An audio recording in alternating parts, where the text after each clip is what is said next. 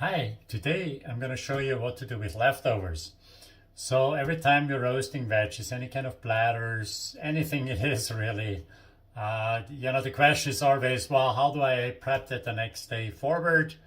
And I have a great trick, we're just making first off a soup. In my cooking, already, I use a lot of spices. So be careful to not spice the soup again, right? So you got to take that into account. Use a light veggie stock. Okay, that's the best choice. Sometimes I just even start with water because I don't want it to be too spicy, right? So then I can spice it up later again, right? If I know my veggies are super strong, they're really potent, then I just use water, okay? How much water? Maybe half an inch or so above the veggies. Bring it to a boil. If I have harder veggies, a lot of skin, then I cook it longer, right? So cook it 15-20 minutes. But there's nothing else to it. The other trick is watch out if there's anything acidic. So in this dish, for example, I see this cabbage in there.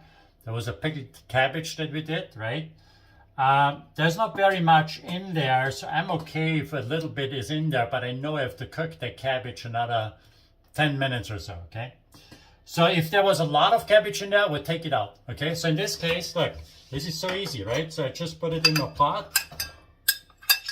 Bam. There's onion in there, there's sunflower seeds, all of this just goes in, and then just cook it.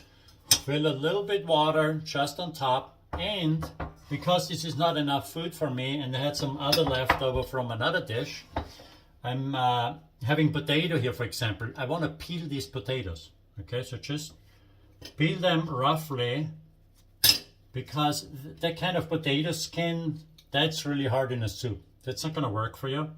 Okay, so just like that, like easy, right? Cut this up a couple of times.